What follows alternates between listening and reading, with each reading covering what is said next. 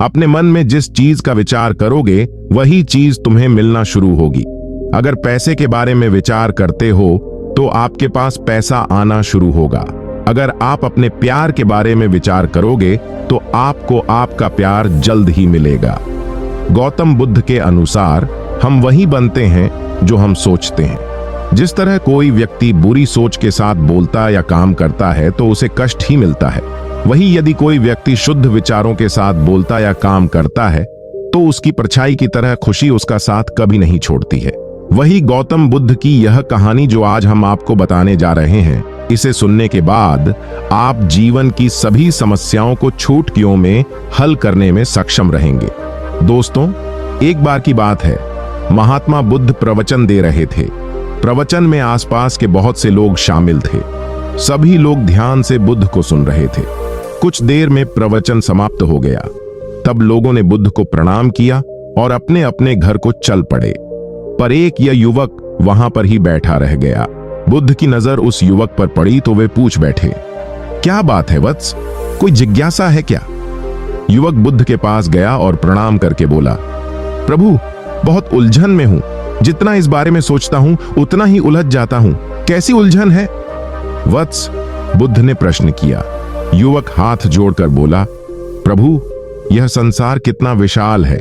संसार में लाखों करोड़ों लोग निवास करते हैं, उनमें भी एक से बढ़कर एक विद्वान, कलाकार, योद्धा। ऐसे में उन सबके बीच मुझ जैसे सामान्य प्राणी का क्या मूल्य है? युवक की बात सुनकर बुद्ध मुस्कुरा दिए। वे बोले, तुम्हारी जिज्ञासा का उत्तर मिल जाएगा, पर इसमें थोड़ा सा समय लगेगा। क्या तब तक मेरा एक छोटा सा काम कर सकते हो प्रभु? यह तो मेरे लिए गर्व का विषय है कि मैं आपके काम आ सकूं। युवक ने पुनः अपने हाथ जोड़ दिए और कहा, आप आदेश करें। प्रभु बुद्ध ने युवक को एक चमकीला पत्थर देते हुए कहा, तुम्हें इस पत्थर का मूल्य पता करना है, पर ध्यान रहे, इसे बेचना नहीं है, सिर्फ इसका मूल्य पता करना है। जैसी आज्ञा प्रभु। ऐसा कहते हुए युवक ने बुद्ध से वह पत्थर ले लिया। उसने एक बार फिर से उन्हें प्रणाम किया और बाजार की ओर चल पड़ा। बाजार वहां से ज्यादा दूर नहीं था। युवक थोड़ी देर में वहां पहुंच गया। वह सुबह का समय था, इसलिए बाजार अभी ठीक से लगा नहीं था। वहां पर इक्का दुक्का दुकानदार ही थे। युवक ने जिज्ञासावश इधर उधर नजर की। उसे एक पेड़ के नीचे एक दुकानदार नजर आया। वह आम बेच रहा था। युवक उस दुकानदार के पास पहुंचा और उसे पत्थर दिखाते हुए बोला, क्या आप इस पत्थर की कीमत बता सकते हैं? दुकानदार एक चालाक व्यक्ति था। पत्थर की चमक देखकर वह समझ गया कि अवश्य ही यह कोई कीमती पत्थर है। वह बनावटी आवाज में बोला, देखने में तो कुछ खास नहीं लगता, पर मैं इसके बदले 10 आम दे सकता हूं। दुकानदार की बात सुनकर युवक को हल्का सा क्रोध आ गया। वह मन ही मन बुदायर समझता है, इतना सुंदर पत्थर और इसका मूल्य सिर्फ 10 आम, अवश्य ही यह झूठ बोल रहा है। युवक को चुप देखकर दुकानदार बोल उठा, क्या कहते हो, निकालो आम पर। युवक ने दुकानदार को कोई जवाब नहीं दिया। वह चुपचाप आगे बढ़ गया। सामने एक सब्जी वाला अपनी दुकान सजा रहा था। युवक उसके पास पहुंचा और उसे पत्थर दिखाते हुए उसका मूल्य पूछा। उस पत्थर को देखकर सब्जी वाले की आंखें खुशी से चमक उठी। वह मन ही मन सोचने लगा, यह पत्थर तो बहुत कीमती जान पड़ता है। अगर यह मुझे मिल जाए तो मजा ही आ जाए। क्या हुआ भाई, कहां खो गए? युवक ने दुकानदार की तंद्रा तोड़ी। सब्जी वाला चौंकता हुआ बोला, कुछ नहीं, कुछ नहीं, मैं तो बस मन ही मन इसकी कीमत की गणना कर रहा था। वैसे मैं इस पत्थर के बदले एक बोरी आलू दे सकता हूं। सब्जी वाले के चेहरे की कुटिलता देखकर युवक समझ गया कि यह दुकानदार भी मुझे मूर्ख बना रहा है।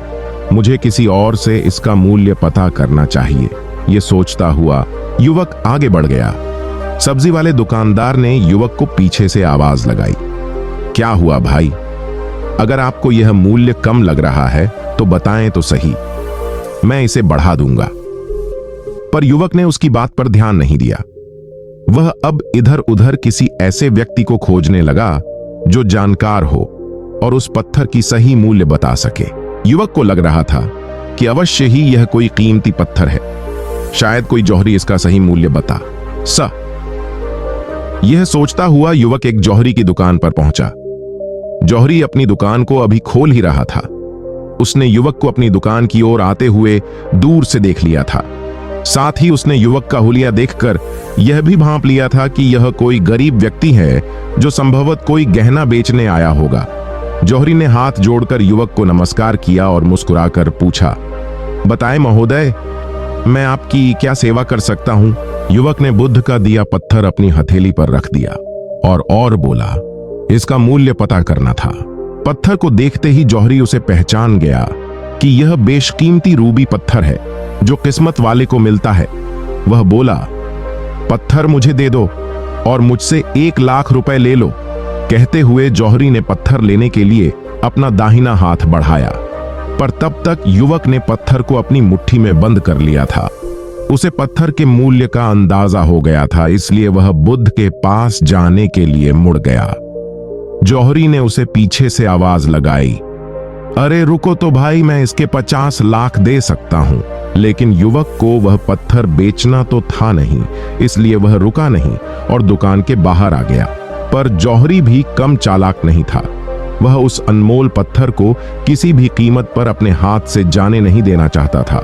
वह दौड़कर उसके आगे आ गया और हाथ जोड़कर बोला, तुम यह पत्थर मुझे दे दो, मैं इसके बदले 1 करोड़ देने को तैयार हूं। युवक को जौहरी की बातों में अब कोई रुचि नहीं रह गई थी। वह जल्द से जल्द बुद्ध के पास पहुंच जाना चाहता था, इसलिए न तो वह रुका और न ही उसने जौहरी की बात का कोई जवाब दिया। वह तेज तेज कदमों से बुद्ध के आश्रम की ओर चल पड़ा। जौहरी ने पीछे से आवाज लगाई, यह अत्यंत मूल्यवान पत्थर है, अनमोल है, तुम जितने पैसे कहोगे मैं दे दूंगा। यह सुनकर वह युवक परेशान हो गया। उसे लगा कि कहीं पत्थर के लालच में जौहरी उसे पकड़कर जबरदस्ती ना करने लगे, इसलिए वह तेजी से आश्रम की ओर दौड़ पड़ा। युवक जब बुद्ध के पास पहुंचा तो वह बुरी तरह से हाँफ रहा था। उसे देखकर बुद्ध मुस्कुरा दिए, फिर भी उन्होंने अपने चेहरे से कुछ भी जाहिर नहीं होने दिया। वे बोले, क्या बात है वत्स, तुम कुछ डरे हुए से लग रहे हो। युवक ने बुद्ध को प्रणाम किया और सारी बात कह सुनाई। साथ ही उसने वह पत्थर भी उन्हें वापस कर दिया। बुद्ध बोले, आम वाले ने इसका मूल्य 10 आम बताया, आलू वाले ने 1 बोरी आलू और जहरी ने बताया कि यह अनमोल है। इस पत्थर के गुण जिसने जितने समझे उसने इसका मूल्य उसी हिसाब से लगाया। ऐसे ही यह जीवन है, प्रत्येक व्यक्ति खान से निकले हुए एक हीरे के समान है जिसे अभी तराशा नहीं गया है। जैसे जैसे समय की धार व्यक्ति को तराश की जाती है, व्यक्ति की कीमत बढ़ती जाती है। यह दुनिया व्यक्ति को जितना पहचान पाती है उसे उतनी ही महत्ता देती है। कहते हुए बुद्ध एक क्षण के लिए रुके, फिर बोले, किंतु आदमी और हीरे में अंतर यह है, हीरे को कोई दूसरा तराश होता है और व्यक्ति को अपने आप को स्वयं ही तराशना पड़ता है। और जिस दिन तुम अपने आप को तराश लोगे, तुम्हें भी तुम्हारा मूल्य बताने वाला कोई ना कोई जौहरी मिल ही जाएगा। गौतम बुद्ध उस लड़के को यह सीख देना चाहते थे कि जो इंसान अपने मन में खुद के बारे में विचार करता है वह व्यक्ति उसी के समान बनता जाता है। किसी इंसान को अगर दुनिया की किसी भी चीज से सच्चे मन से लगाव हो तो वह इंसान उस चीज को प्राप्त कर लेता है। वही जो इंसान अपनी मनछाई चीज को प्राप्त करने में असमर्थ है, उस इंसान ने अपने मन में सच्चे भाव से उस चीज को चाहा नहीं होता है। वही दोस्तों, गौतम बुद्ध की इस प्रेरणादायक कहानी को आप अपने मित्रों के साथ शेयर जरूर कीजिए ताकि उन्हें भी गौतम बुद्ध के असल ज्ञान के बारे में पता चल सके। और कमेंट बॉक्स में नमो बुद्धाय लिखना ना भूले। नमो बुद्धाय।